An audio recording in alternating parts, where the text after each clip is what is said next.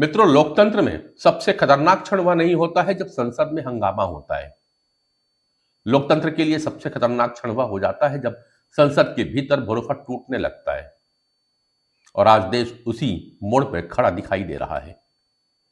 Lok Sabha speaker Om Birla के खिलाफ अविश्वास प्रस्ताव आता है। यह सिर्फ संसदीय प्रक्रिया नहीं है, यह उस सवाल की शुरुआत भी है जिसका जवाब आने वाले समय में भारतीय लोकतंत्र की दिशा तय करेगा। विपक्ष के 118 सांसदों ने स्पीकर को हटाने का नोटिस दिया, लेकिन कहानी का असली मोड़ यहां नहीं है। कहानी का असली मोड़ है स्पीकर का यह कहना कि जब तक फैसला नहीं होगा वे संसद में नहीं आएंगे।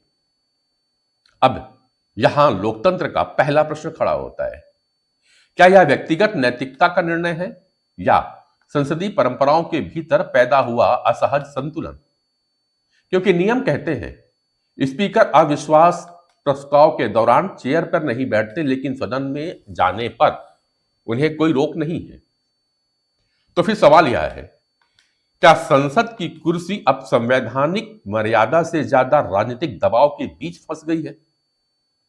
इस पूरे विवाद की जड़ में जाएं तो कहानी सिर्फ एक प्रस्ताव की नहीं है, यह कहानी संवाद के टूटने की है। राष्ट्रपति के अभिभाषण पर धन्यवाद प्रस्ताव के दौरान नेता प्रतिपक्ष राहुल गांधी बोल रहे थे। उन्होंने किताब का जिक्र किया, उन्हें रोका गया, भाषण पूरा नहीं हो पाया। लेकिन उसी सदन में भारतीय जनता पार्टी के सांसद निशिकांत दुबे किताब का हवाला देकर नेहरू पर आरोप लगाते हैं, तब वहां कोई व्यवधान नहीं होता। यहां लोकतंत्र का दूसरा प्रश्न खड़ा होता है, क्या नियम परिस्थिति देखकर लागू किए जा रहे हैं या परिस्थिति नियमों के अनुसार तय हो रही है? लोकतंत्र में नियम का चयन सत्ता संतुलन का सबसे संवेदनशील संकेत होता है। फिर 8 सांसदों का निलंबन हो जाता है। यह सिर्फ अनुशासन की कार्रवाई तो नहीं थी, यह उस अविश्वास की परत को और भी गहरा कर रही थी जो सत्ता और विपक्ष के बीच धीरे धीरे बन रही थी।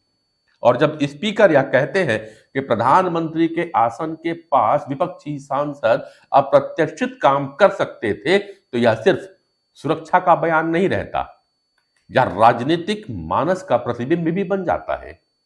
क्योंकि लोकतंत्र में जब विपक्ष की मंशा पर सार्वजनिक रूप से सवाल उठते हैं, तो संसद संवाद का मंच कम और अविश्वास का मंच ज्यादा दिखाई देने लगती है।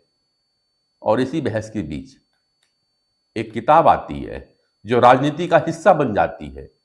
पूर्व सेना प्रमुख जनरल मनोज मुकुंद नरवणे की किताब, जो अभी प्रकाशित भी नहीं हुई, लेकिन उसका जिक्र संसद में हो जाता है। और जब पब्लिशर कहता है कि किताब उसने छापी ही नहीं, तो सवाल सिर्फ किताब का नहीं रह जाता, सवाल सूचना के स्रोत का हो जाता है। क्या अपुष्ट सामग्री अब संसदीय बहस का आधार बन सकती है, वो भी भारत जैसे लोकतंत्र में, जहां सेना को राजनीति से ऊपर माना जाता है, जहां सैन्य नेतृत्व से जुड़ी किताब का राजनीतिक संदर्भ नई बहस को जन्म देता है? अब संसद से निकल करके दुनिया के दूसरे हिस्से में चलते हैं, वहां की राजनीति की तरफ चलते हैं, जहां भारत और अमेरिका के बीच ट्रेड डील की बात हो रही है। व्हाइट हाउस के फैक्ट शीट में चुपचाप बदलाव हो जाता है। पहले कहा जाता है कि भारत 500 अरब डॉलर का अमेरिकी सामान खरीदने के लिए प्रतिबद्ध है। फिर कहा जाता है भारत खरीदने का इरादा रखता है। सिर्फ एक शब्द बदला, लेकिन कूटनीति में शब्द ही भविष्य तय किया करते हैं। प्रतिबद्धता और इरादा, इन दोनों के बीच वही फर्क होता है जो समझौते और बातचीत के बीच हुआ करता है।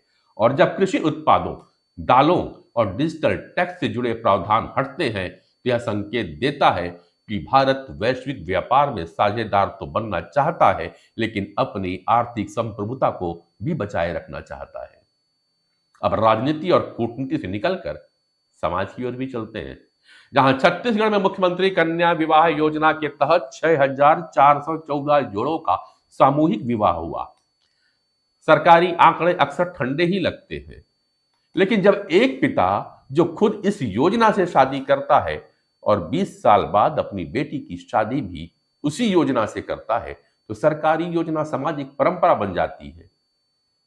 यह लोकतंत्र का वह चेहरा है जो संसद के शोर से दूर समाज के भीतर चुपचाप काम करता है। और दंतेवाड़ा में पूर्व नक्सलियों का मुख्य धारा में लौटकर विवाह करना यह सिर्फ सामाजिक घटना नहीं है, यह उस संघर्ष की कहानी है जहां बंदूक छोड़कर जीवन को चुना गया। लेकिन लोकतंत्र की राजनीति फिर अपना रंग दिखाती है। असम के मुख्यमंत्री हेमंता बिस्वा शर्मा और छत्तीसगढ़ के पूर्व मुख्यमंत्री भूपेश बघेल के बीच 500 करोड़ रुपए का मानहानि का मुकदमा। यह सिर्फ दो नेताओं के बीच की लड़ाई नहीं, यह उस बदलते राजनीतिक दौर का संकेत है जहां आरोप चुनावी मंच से उठकर अदालतों तक पहुंच रहे हैं।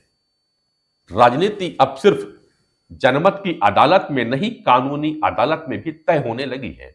और इसी बीच मैनपाट महोत्सव, अरपा महोत्सव और विकास परियोजनाओं की घोषणाएं यह बतलाता है कि राजनीति सिर्फ सत्ता का खेल नहीं है, यह संस्कृति, अर्थव्यवस्था और पहचान का भी निर्माण करती है।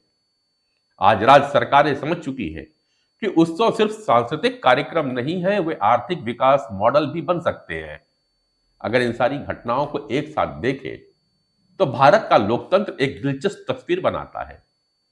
एक तरफ संसद में टकराव है तो दूसरी तरफ अंतरराष्ट्रीय मंच पर रणनीतिक संतुलन बनता है, तीसरी तरफ समाज में योजनाओं का असर दिखाई देता है। यह कोई विरोधाभास नहीं है, यह भारतीय लोकतंत्र की बहुस्तरीय संरचना है। लेकिन सबसे बड़ा सवाल अब भी बाकी है, क्या संसद संवाद का मंच बनी रहेगी या राजनीतिक अविश्वास का प्रतीक बन जाएगी? लोकतंत्र का असली संकट तब नहीं आता जब सत्ता मजबूत होती है। लोकतंत्र का संकट तब आता है जब संस्थाओं की विश्वसनीयता सवालों के घेरे में लगने लगती है। आज भारत उसी मोड़ पर खड़ा दिखाई देता है जहां संसद, राजनीति, कूटनीति और समाज सभी अपनी अपनी दिशा तय कर रहे हैं। और लोकतंत्र की सबसे बड़ी ताकत यही है कि यहां सवाल पूछे जा सकते हैं और जवाब भी तलाशे जा सकते हैं। नमस्कार।